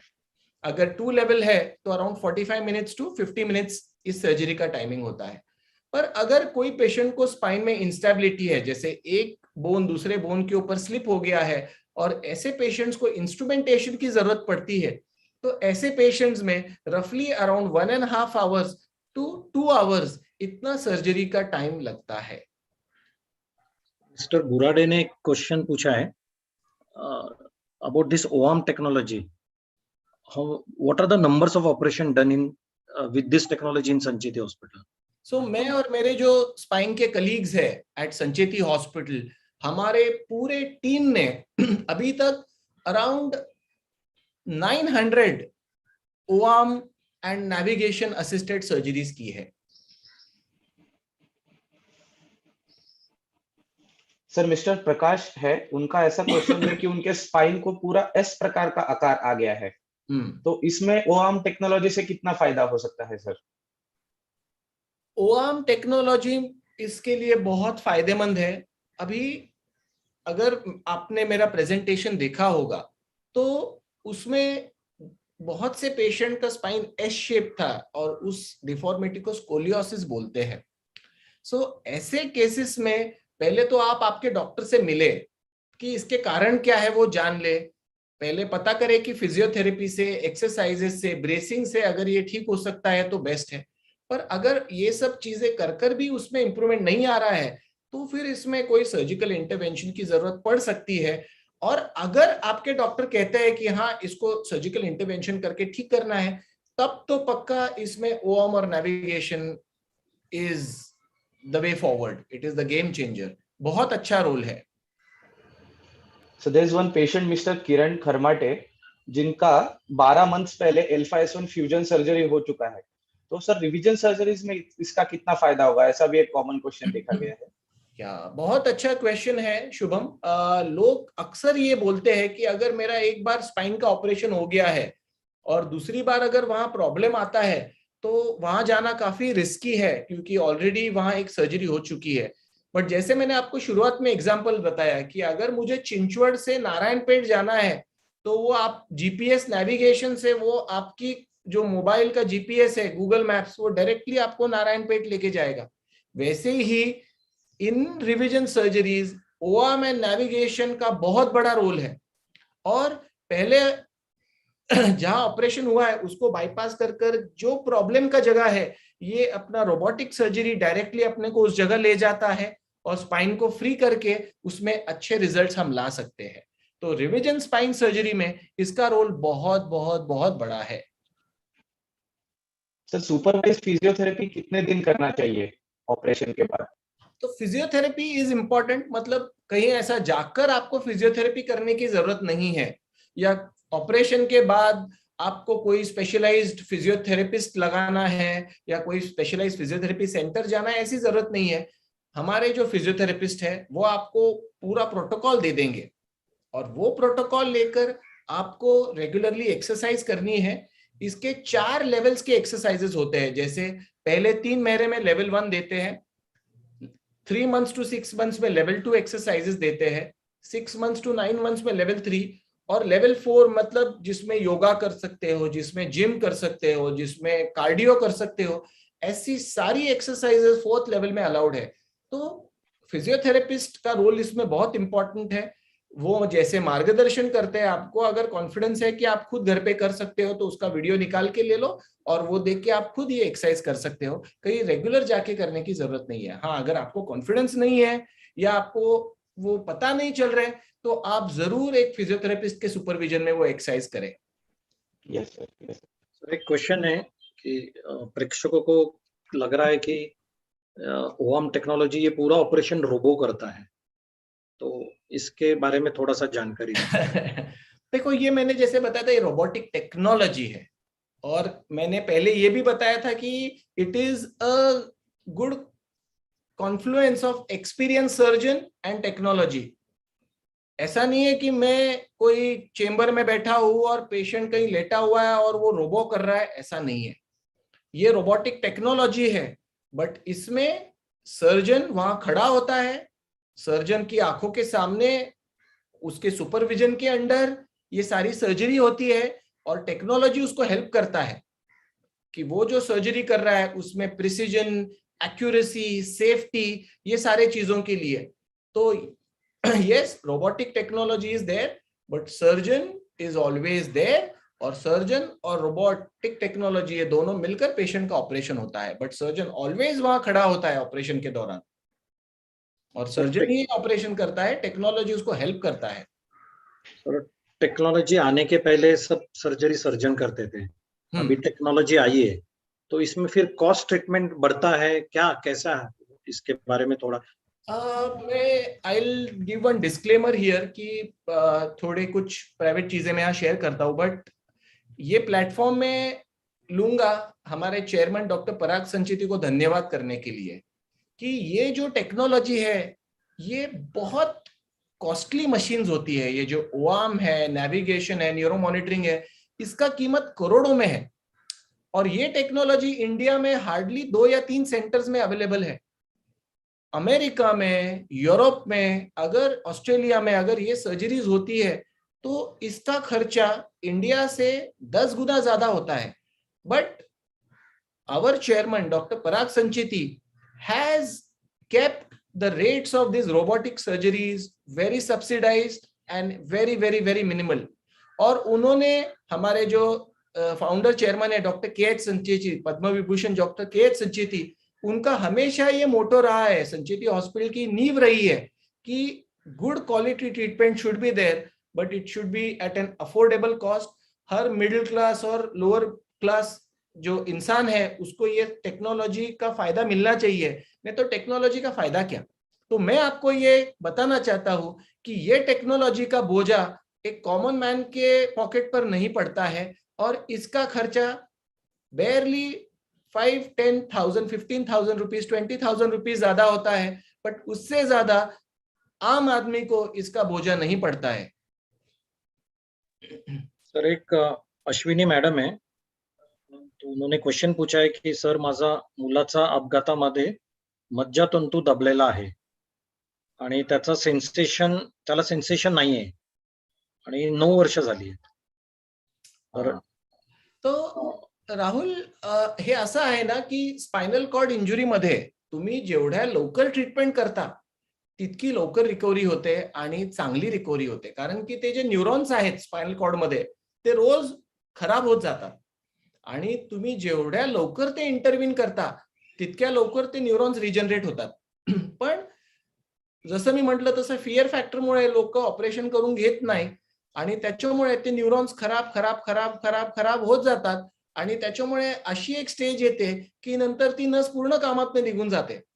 आणि जेव्हा अशा परिस्थितीमध्ये तुम्ही डॉक्टरांकडे पोचाल तेव्हा डॉक्टर तुम्हाला सांगेल की मी शाश्वती देऊ शकत नाही, आणि ह्याचं सगळ्यात महत्वाचं कारण म्हणजे आपल्याला यायला उशीर झाला आणि ते जो न्यूरॉन्स होते ते पूर्णपणे समाप्त झालेले आहेत। तर आपले जे ताई आहेत ज्यांनी जो प्रश्न विचारलाय, मी त्यांना एक सांगू इच्छितो की तुम्ही तुमच्या स्थानिक डॉक्टरांना जरूर भेटा, स्पाइन डॉक्टरांना, किंवा नक्कीच तुम्ही संकेती हॉस्पिटलमध्ये या, आम्हाला तुमची केस स्टडी करू दे आणि we can give you the best possible opinion. Sir, एक मिस्टर अनिल लाकसवार म्हणून पेशंट आहेत. So he is suffering from ankylosing spondylitis. So he wants to know what better can he get with this ankylosing spondylitis disease. See, ankylosing spondylitis हा basically एक रक्तातला problem आहे. म्हणजे एक HLA-B27 हे जीनचं ऑल्टरेशन होतं आणि त्याच्यामुळे शरीरात बोन वरती त्याचा इफेक्ट येतो. So it is not a bony problem, it is a arthritis problem आणि त्याचा इफेक्ट बोन मध्ये दिसतो आपल्याला. आलं लक्षात? तर अशा परिस्थितीमध्ये अंकलोजिंग स्पॉन्डिलायटिस मध्ये सुरुवातीला रुमॅटॉलॉजिस्टला भेटणे, संधिवाताची प्रॉपर औषधं घेणे आणि व्यायाम करणे. मी सगळ्या पेशंटना म्हणतो हा 80 माणसाचा आजार आहे जे व्यायाम करत नाही, आणि घाम त्याची सगळ्यात महत्वाची ट्रीटमेंट आहे. त्या लोकांनी सकाळी उठलं पाहिजे, पळायला जायला पाहिजे, योगा, प्राणायाम, सूर्यनमस्कार करायला पाहिजे, जिम करायला पाहिजे, आणि ते करून त्यांचं बॉडी लवचिक राहणार. अँक्लोजिंग स्पॉन्डिलायटिसच्या पेशंटना ऑपरेशनची शक्यतो गरज पडत नाही. It is a medical disease. तुम्ही जर चांगलं शिस्तबद्ध आयुष्य जगलात, प्रॉपर आहार घेतला आणि संधिवाताच्या डॉक्टरांच्या अंडर व्यवस्थित ट्रीटमेंट घेत राहिलात तर तुम्हाला सर्जरीची गरज नाही. सर, आणि Lot of spine question. Operation नंतर yes sir. Sorry. Rahul sir, you can go ahead. So a lot of questions are coming. What are the recommendation and recovery rate for an old aged people like 70 years having spine problem, correct. तर and the use of technology? तर majority आधी असं होतं माझ्या private प्रॅक्टिसमध्ये की बरेचसे वयोवृद्ध लोकांना स्पाइनचे प्रॉब्लेम व्हायचे, पण आता मी एक पॅराडाइम शिफ्ट बघितली गेल्या 7-8 वर्षात की people in their 20s and 30s I have also started visiting spine clinic with bigger spine problems. Coming to the main question की वयोवृद्ध लोकांना ह्या टेक्नॉलॉजीचा किती फायदा आहे, तर जरूर फायदा आहे. कारण की जर कुणाला इन्स्ट्रुमेंटेशनची गरज पडली तर त्यांची हाडं ठिसूळ असतात. आता नवीन टेक्नॉलॉजीमुळे हाडांमध्ये जास्त चांगलं पकड मिळण्याचे नवीन इम्प्लांट झालेले आहेत, नस फ्री करू शकतो. पण माझं एक पर्सनल कल असतो की वयोवृद्ध पेशंट्स मध्ये मी व्यायामावर जास्ती जोर देतो, मी कॅल्शियम मेडिकेशन वरती जास्ती जोर देतो. कारण की मी काय म्हणतो की आपल्याला या वयात काय मॅरेथॉन पळायला नाही जायचंय ऍट द एज ऑफ 75-80. आपल्याला ते दैनंदिन जीवन आहे की स्वतः सगळं करता आलं पाहिजे. स्वतःचं वॉकिंग करता आलं पाहिजे, स्वतः देवळात जाता आलं पाहिजे, डायनिंग टेबलवर जाता आलं पाहिजे, चहा बनवता आलं पाहिजे. एवढं आपण डेफिनेटली सक्षम झालं पाहिजे. आणि जर एवढंही करता येत नसेल तर जरूर ह्या टेक्नॉलॉजीनी ट्रीटमेंट करून अशा लोकांना आम्ही फायदा करून देतो. पण treatment is definitely case based, आणि सिनियर सिटीजन्स मध्ये ह्या टेक्नॉलॉजीचा फार मोठा रोल आहे. पण गरज पडल्यास, उगाच टेक्नॉलॉजी म्हणून प्रत्येकाला ट्रीटमेंट करावी असं मी कधीही मानत नाही. सबको बहुत सारा प्रॉब्लम L4 L5 में ही क्यों होता है, और हमने ऐसा क्या करना चाहिए कि हम आपके पास में आए ही नहीं, जो हमारा L4 L5 इतना मजबूत रहे? ओके, सो L4 L5 और L5 S1 ये हमारे स्पाइन का बॉटम है, ये हमारे 33 टॉवर बिल्डिंग का बेस है. तो जो भी हमारी मूवमेंट होती है, झुकना, उठना, बैठना, सोना, दौड़ना, ये सबसे पहला लोड और सबसे ज्यादा लोड बायोमैकेनिकली ये लोअर टू डिस्क पे आता है, L4-5 और L5 S1. और इसकी वजह से वो सबसे ज्यादा अफेक्ट होते हैं. ये आपका पहला क्वेश्चन का आंसर है कि ये अफेक्ट क्यों होता है, क्योंकि वो डिस्क पे बायोमैकेनिकली सबसे ज्यादा लोड आता है. और वो जो लंबर स्पाइन एरिया है ये हाईली मोबाइल है और वो अपने पिरामिड का बेस है, और उसकी वजह से उस पे ज्यादा लोड पड़ता है. Now coming to the second part of the question कि हमने इसको कैसे, हमसे बचना है, डॉक्टर से कैसे बचना है. तो I share some secrets with you all the audiences कि it is all about discipline lifestyle. मतलब आज हमारे जो फाउंडर चेयरमैन है doctor K H Sancheti, he is 86-87, but आज भी हॉस्पिटल आते हैं, आज भी एक्टिव है, और उन्होंने मुझे सिखाया था कि आपको अगर फिट रहना है तो you have to have a discipline life. तो what is discipline life? Number 1, you have to eat very healthy food. ये जो आजकल फास्ट फूड का जमाना आ रहा है, ऑनलाइन स्विगी जोमेटो का जमाना है, मेरा इसको सख्त विरोध है. मेरा प्रिंसिपल है फ्रेश फूड खाना है, हेल्दी फूड खाना है, lot of green leafy vegetables, fruits, sprouts, milk products, dry fruits. दूसरा है have your breakfast like a king, मतलब सुबह हेवी नाश्ता करिए, lunch like a middle class person end dinner like a beggar, मतलब आपका रात का खाना एकदम मिनिमम खाना है, सिर्फ फ्रूट्स सूप पी के या दूध पी के सो जाइए। बट उल्टा करते हैं लोग कि दिन भर में बिजी रहते हैं, रात में इतना खाना खा के सो जाएंगे। तीसरी इंपॉर्टेंट बात है कि रेगुलर एक्सरसाइज, कि आपको daily 45 minutes to 1 hour 6 days a week exercise होना ही चाहिए। और मैं बोलता हूँ एक्सरसाइज में 3 चीजें जरूरी है। एक तो कार्डियो, जो आपके हार्ट के लिए और मस्कुलोस्केलेटल सिस्टम के लिए जरूरी है। सेकेंड इज योगा, जो आपके मसल एंड्योरेंस बिल्डिंग के लिए जरूरी है। और तीसरा है वेट ट्रेनिंग, जिससे आपका जो मसल का टोन है वो इंप्रूव हो जाएगा। चौथी चीज जो बहुत से डॉक्टर बोलना भूल जाते हैं वो है मेडिटेशन, क्योंकि ये सारे एक्सरसाइज हमारे बॉडी के लिए, लेकिन हमारे मन के लिए भी एक्सरसाइज करना जरूरी है, और वो है मेडिटेशन। क्योंकि स्ट्रेस, डिप्रेशन, एंजाइटी, ये प्रॉब्लम्स इतने बढ़ रहे हैं आजकल कि मेरा पर्सनल मानना है कि 80 to 90% प्रॉब्लम का जड़ ये स्ट्रेस है, ये एंजाइटी है। और last end foremost important thing is कि 6-7 घंटे का स्लीप डेली मिलना चाहिए हर किसी को। Majority of the problems they arise क्योंकि बॉडी को रेस्ट ही नहीं, सिर्फ भाग रहे लोग। सो 7 घंटे का स्लीप रेगुलरली होना चाहिए, अच्छा डाइट लेना चाहिए, 1 hour of exercise regularly, end a stress free mind, that is very very very important. Good posture. Sir ये फिजियोथेरेपी का कितना इम्पोर्टेंस है? एक ऑडियंस बोल रहा है कि मैं तो रोज रामदेव बाबा में जो भी टीवी में दिखाते हैं वो करते हैं, लेकिन कभी कभी एक बार मैं करते करते कुछ एक एंगल में मेरी पीठ दुखने लग गई थी। तो यानी ये टीवी में देखना या पर्सनलाइज फिजियोथेरेपी करना या मैं मेरा खुद का एक्सरसाइज करना, इसमें क्या यानी मैं किसके ऊपर भरोसा रखूं? देखो कैसा है ना Rahul, exercise is a very specialised thing, मतलब you can not take it lightly, और सब दर्द का एक दवा नहीं है। मतलब मैं आपको एक एग्जांपल देता हूं। परसों ही मेरे पास एक 70 साल की माताजी आई, उनका वजन था 130 किलो, और वो आई स्ट्रेचर पर क्योंकि उन्होंने ऐसे सोचा कि मैं अगर ये एज में सूर्य नमस्कार रोज के 20 डाल दूंगी तो मैं पूरी ठीक हो जाऊंगी। देखो योगा एक बहुत वंडरफुल साइंस है, मुझे योगा के प्रति बहुत आदर है, और योगा मैं खुद करता हूं। पर योगा जो लोग बचपन से करते आ रहे हैं, जिनका शरीर लवचिक है, और it has to be done under supervision. Yoga एक प्रॉपर सर्टिफाइड योगा ट्रेनर से सीखना चाहिए और फिर करना चाहिए। अगर हम टीवी पे देख के योगा करेंगे, कुछ लोग कर भी पाते हैं, I don't deny it, but I will not personally recommend it, क्योंकि अगर हमारा जो नॉलेज है उसके बारे में कंसेप्ट है वो क्लियर हुए तो हमको उसका बहुत ज्यादा फायदा मिलेगा। बट अगर हम गलत चीज पहले दिन से ही करते रहे और वही गलती बार बार रिपीट करते रहे तो वो आज न कल आपको तकलीफ देगा। दूसरी इंपॉर्टेंट चीज फिजियोथेरेपी का भी वैसा ही है कि पहले आप आपके फिजियोथेरेपिस्ट से जरूर मिले, उनसे मालूमात करें कि आपके लिए कौन सी एक्सरसाइजेस जिम में अच्छी है, आपके लिए कौन से एक्सरसाइजेस योगा के अच्छे हैं, और कौन से पिलाटीज और कोर स्ट्रेंथनिंग के अच्छे हैं। और एक एक्सरसाइज आप जिंदगी भर नहीं कर सकते, एक्सरसाइज में भी इंप्रूवमेंट होना चाहिए। जैसे हम डेली कुछ ना कुछ प्रोग्रेस करते हैं, वैसे एक्सरसाइज में भी ऐसा है कि we have to progress every day, और हर 2-3 महीने के बाद आप आपके फिजियोथेरेपिस्ट से मिले, थोड़े नेक्स्ट लेवल के एक्सरसाइजेस शुरू करें, और ऐसा कर एक सुदृढ़ जीवन जिए, ऐसा मेरा मानना है। You have any questions doctor Shubham? Yes sir, एक कॉमन क्वेश्चन और देखा गया है कि फ्लेक्सिबिलिटी कितना रहेगा ऑपरेशन के बाद, कुछ रिस्ट्रिक्शन ऑफ मुवमेंट्स रहेंगे क्या? मांडी घालून बसू शकतो का आणि कामावर कधी रुजू होऊ शकतो? हाँ, तर एक लोगों में गलत फहमी है, एक लोकांमध्ये गैरसमज आहे की माझं जर स्पाइनचं ऑपरेशन झालं तर माझा मणका एकदम स्टिफ होणार आहे, मला वाकता येणार नाही, मला मांडी घालून बसता येणार नाही। हे अतिशय चुकीचं आहे।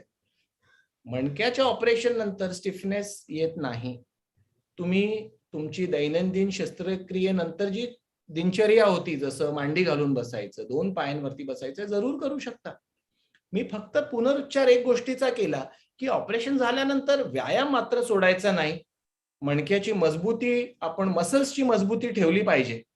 ते जर केलं तर तुम्हाला फ्लेक्झिबिलिटीचा प्रॉब्लेम अजिबात जाणवणार नाही, तुम्हाला स्टिफनेस जाणवणार नाही, मांडी घालून बसता येईल, शेतातली कामं करता येतील, गृहिणींना घरातली कामं करता येतील, धुणी भांडी झाडू पोछा जरूर करता येईल. पण फक्त एक मी कायम सांगतो की एक 45 मिनिट्स डेली व्यायाम करा. त्या व्यायामाला पैसे लागत नाही, त्या व्यायामाचं काही नुकसान नाही. दिस इज इम्पॉर्टंट. सर तुम्ही रोजचे दिवसाभरात 100 पेशंट बघत असाल, तर त्याच्यात ऑपरेशनचे केसेस किती, आणि जर ऑपरेशनचे असतील तर तुम्ही ही ओआम टेक्नॉलॉजी किती यूज करता? राहुल, ऑन एन ॲव्हरेज जर 100 पेशंट आम्ही बघितले स्पाईनचे, तर त्याच्यापैकी 98% पेशंटला ऑपरेशनची गरज पडत नाही. म्हणजे माझं जे अनुभव आहे की आमचा जो जोर असतो की आम्ही विना ऑपरेशन पेशंटला बरं करतो. जरी मी काय म्हणतो की I am not a spine surgeon, I am a spine specialist. आणि आम्ही जर 100 पेशंट बघितले तर त्याच्यातले 98% पेशंट हे व्यायामाने बरे होतात. काही लोकांना लवकर फरक पडतो, काही लोकांना उशिरा फरक पडतो, पण प्रत्येकाला पडतो. फक्त 1 ते 2% पेशंट आहेत ज्यांना शस्त्रक्रियेची गरज आहे. तर कृपया करून कुणीही गैरसमज बाळगू नका की जर स्पाईन डॉक्टरकडे गेलं म्हणजे माझं ऑपरेशनच होणार. अजिबात नाही. आमची जी शिकवणूक आहे, आमचे senior doctor के.एच. Sancheti, doctor Parag Sancheti, की व्यायामाने आम्ही 98 ते 99% पेशंट बरे करतो. पण जे 1 ते 2% पेशंटना प्रॉब्लेम आहे त्यांना आम्ही रोबोटिक तंत्रज्ञानाचं ट्रीटमेंट करून बरं केल्याशिवाय राहणार नाही. पण आमचा कल व्यायामाने जास्त बरं करण्याकडे असतं. सर अगोदर टेक्नॉलॉजी नव्हती आणि आता टेक्नॉलॉजी आहे, तर तुम्हाला काय फायदा झाला तुमच्या वैद्यकीय क्षेत्रात? म्हणजे तुम्ही स्पेशालिटी स्पाईन, म्हणजे स्वतः स्पाईन स्पेशालिस्ट आहे, तर तुम्हाला ह्या टेक्नॉलॉजीचा काय फायदा झालाय? तुम्ही जर आमच्या ऑडियन्सला सांगितलं की हे 2-3 पॉइंट्स खूप फायदे झाले जे अगोदर होत नव्हते मला. बघा, आधी पण पेशंट बरे होत होते, आताही पेशंट बरे होत आहेत. पण ह्युमनचं नेचर आहे evolution. One has to evolve, one has to get better, one has to get accurate, one has to be safe, one has to be reliable. तर या टेक्नॉलॉजीनी पेशंटलाही फायदा झालाय आणि सर्जन्सनाही फायदा झालाय. सर्जन्सना फायदा म्हणजे इंट्राऑपरेटिव्ह आमचं जे स्ट्रेस असायचं की ऑपरेशन करताना, आता सगळं नॅव्हिगेटेड आहे, सगळं मॉनिटर्ड आहे. तर आम्हाला स्ट्रेस लेवल्स पुष्कळ कमी आहेत. आणि त्याचाच फायदा पेशंटला काय होतो की जी रिस्क आधी इन्व्हॉल्ड असायच्या त्या रिस्क ड्रास्टिकली कमी झाल्या आहेत. आणि त्याच्यामुळे मी तर म्हणतो की ही टेक्नॉलॉजीचा फायदा, त्याचे रिझल्ट्स हे नक्कीच पेशंट्स मध्ये आपल्याला अजून चांगल्या प्रमाणात बघायला मिळतात. Sir we would like to have you more and more, means you should give information more and more to us, but time is also an restrictions to us. Sir एक शेवटचा प्रश्न ऑडियन्स साठी, आज ऑडियन्सच्या बिहाफ मधून मी वागतो, what is your take home message for today's lecture? Take home message for today's lecture is की मी काय म्हणतो की आपल्या शरीराला जपा. जर आपल्याकडे बँकेत करोडो रुपये पडलेत आणि आपल्याला डायबिटीज आहे आणि तो आपल्या आवडीचा गुलाबजामुन आपण खाऊ शकत नाहीये, तर त्या पैशाचा काही फायदा नाहीये.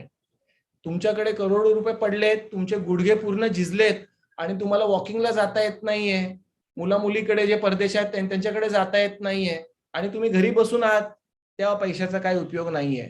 तर मी कायम म्हणतो हेल्थ इज वेल्थ. ते बँकेत जो पैसा पडलाय त्याचा तुम्हाला काही उपयोग नाही. तुमचं हे जे शरीर आहे हीच खरी तुमची कमाई आहे. आणि मी कायम म्हणतो की सगळ्यात श्रीमंत माणूस कोण? ज्याचं शरीर सगळ्यात सुदृढ आहे. आणि he is the richest person, ज्याचे 5 इंद्रिया काम करतायत, ज्याला शुगर नाही, ज्याला बीपी नाही, ज्याला थायरॉइड नाही, जो रेग्युलर व्यायाम करतो, ज्याला मनात आवडेल ते तो खाऊ शकतो, त्याला रात्री झोपलं की लगेच झोप येते, बेडवर पडल्या पडल्या, स्लीपिंग गोळ्या खायची गरज पडत नाही. असे लोक सुखी आहेत आणि असे लोक श्रीमंत आहेत. हीच श्रीमंती आहे. पैशात मी श्रीमंती मोजत नाही. आणि माझं एकच आहे की if you want to live, we only live once. एकच आयुष्य आहे आपल्याला. आणि ते स्ट्रेसमध्ये ते जरूर काम करायला पाहिजे. लो एम इज क्राईम, मी जरूर मानतो, पण त्यात धकाधकीत आपल्या शरीराला तुम्ही बिलकुल निष्काळजीपणे वागू नका. आणि ह्याच्यासाठी मी परत एकदा सांगतो की रेग्युलर एक्सरसाइज 1 तास रोज झालीच पाहिजे. लोक सांगतात मला वेळ नाही, आमचं ऑफिस 12 तास चालतं. मी म्हणतो तुम्ही जेवत नाही का, तुम्ही झोपत नाही का, आंघोळ करत नाही का, कपडे घालत नाही का? या गोष्टींना तुम्ही वेळ काढू शकता, तर व्यायामाला वेळ काढू शकता. तर व्यायामासाठी जर तुमच्याकडे वेळ असेल, जर तुम्ही आहार व्यवस्थित घेतला पाहिजे. We are what we eat. हे जे बेकरी कल्चर आहे, pizza, pasta, fast food culture आहे, ह्याचं मी डेफिनेटली महिन्यातून एकदा ठीक आहे, पण तुम्ही ते आजकालची जी जनरेशन आहे त्यांना ते मोबाईलवरती नुसती आवड लागली आहे की ऑर्डर करा, चुकीचं आहे. तिसरी गोष्ट युवा पिढीला आहे की तुम्ही टेक्नॉलॉजीचा वापर करा, पण त्याच्या स्लेव्स बनू नका, त्याच्या अधीन जाऊ नका. मित्र बनवा, बाहेर फिरायला जा, नेचर बघा, ट्रेकिंग करा, खुल्या मैदानात जाऊन क्रिकेट खेळा, फुटबॉल खेळा, मोबाईलवरचे पबजी गेम्स खेळू नका. It will make you mentally totally disturb. आणि शेवटची गोष्ट म्हणजे की आपण you should give it back to the society. कारण की सगळ्यात महत्वाचं काय झालंय आज की 2 वर्ष झाले आणि आपण अजूनही कोरोनाशी लढतोय. पहिली वेव्ह झाली, दुसरी वेव्ह झाली. आम्ही मध्ये आमचे वेबिनार्स पण बंद केले होते राहुल, कारण की things were absolutely back to normalcy. पण अनफॉर्च्युनेटली हे आता नवीन जे ओमिक्रॉन व्हेरियंट आलंय, तर मी एक सांगू इच्छितो की घाबरून जाऊ नका. Don't get disturb. ह्याचं व्हिरुलन्स फार कमी आहे, ह्याचं हॉस्पिटलायझेशन रेट फार कमी आहे, पण ह्याचा असा अर्थ नाही की आपण गाफील राहायला पाहिजे. आपण प्रिकॉशन्स अजूनही तेवढ्याच घेतल्या पाहिजेत. आपण जे जे डिरेक्शन्स दिलेले आहेत ते फॉलो केलेलेच पाहिजेत. जर मोदीजी म्हटले बूस्टर डोस घ्यायचा आहे तर घेतलाच पाहिजे. आणि आपण कृपा करून सगळे हे नॉर्म्सचं अवलंबन करून मला खात्री आहे की आपण हे ओमिक्रॉन ह्याच्यावर पण मात करणार आणि this will be the end of this epidemic. I am very confident about it. Thank you very much. धन्यवाद कोठारी सर. थँक्यू. आज जसं आम्हाला टिप्स सांगितलं एक शेवटी, आणि आय थिंक सगळे प्रेक्षक हेच मानणार की आम्ही ते टिप्स फॉलो करू. जे जे तुम्ही सांगणार ते तसं पूर्ण करणार. तर आजच्या संवादासाठी खूप खूप धन्यवाद. आणि खूप सारे चॅट बॉक्स मध्ये प्रश्न येत आहेत अजूनही. तर माझी विनंती आहे की तुम्ही ऍटलिस्ट दर महिन्याला एक तरी वेबिनार करा, आणि जे काय ते प्रश्न येत आहेत त्यांच्याकडनं ते आपण सगळ्यांना उत्तर देऊ शकू. जरूर राहुल. तर मी एक सांगेल की लोकांकडूनच येऊ दे की तुम्हीच सुचवा आम्हाला चॅटबॉक्सद्वारे की तुम्हाला कोणत्या टॉपिक वरती पुढे ऐकायला आवडेल. स्लिप डिस्क वरती ऐकायला आवडेल का, व्यायाम कोणते करायचे त्याच्यावरती आवडेल का, की आहार कसा असावा त्याच्यावरती आवडेल का, की तुम्ही स्पायनल इन्फेक्शन, स्पायनल ट्युमर्स ह्याच्यावरती ऐकायला आवडेल का. तुम्ही आम्हाला सुझाव द्या आणि आम्ही ते स्टडी करून नक्कीच राहुल आपण श्रोत्यांची विनंतीला मान देऊन दर महिन्याला एकदा तरी आपण हे प्रोग्राम नक्कीच करूया. आणि मी at the end doctor Shubham Pathak जे संचेती हॉस्पिटलला MS ऑर्थोपेडिक्स करतायत माझ्याबरोबर, त्यांचे धन्यवाद देतो. मिस्टर राहुल चोबे जे आमचे संचेती हॉस्पिटलचे मॅनेजर आणि ऍडमिनिस्ट्रेटर आहेत त्यांचं धन्यवाद देऊ इच्छितो. आणि I will like to thank doctor Parag Sancheti for giving us this platform and opportunity to be here, and our complete staff of Sancheti Hospital and my colleagues at Sancheti Hospital, co-orthopedic surgeons, spine surgeons, की ज्यांच्यामुळे आम्ही सगळं मिळून हे चांगलं काम करतोय आणि पुढेही करत राहणार. धन्यवाद. सगळे प्रेक्षक तुम्हाला हॅपी न्यू इयर सांगतायत. अरे वा, धन्यवाद. आपल्याला पण सगळ्यांना नवीन वर्षाच्या हार्दिक शुभेच्छा. आणि मी परत सांगतो, नवीन वर्ष नुसतं शुभेच्छा देऊन चांगलं हॅपी होणार नाही. ते हॅपी आपल्याला करायचंय आणि आरोग्याची काळजी घेऊन. आणि रिझोल्युशन बाकी सगळं दुसऱ्या तिसऱ्या नंबरवरती, हेल्थ हे नंबर 1 ला आलं पाहिजे. धन्यवाद कोठारी सर. धन्यवाद शुभम पाठक सर. धन्यवाद श्रोते हो. धन्यवाद संचेती हॉस्पिटल आणि पराग संचेती ज्यांनी ही टेक्नॉलॉजी अवेलेबल करून दिली, ओआम टेक्नॉलॉजी. या सगळ्यांना परत एकदा धन्यवाद. परत भेटूया पुढच्या महिन्यात नवीन टॉपिक घेऊन. आजचा हा दिवस चांगला जावो, नवे वर्ष तुम्हाला चांगलं जावं आणि तुमचं स्पाईन चांगलं राहावं, हे मेन उद्देश आपण या वर्षी ठेवूया.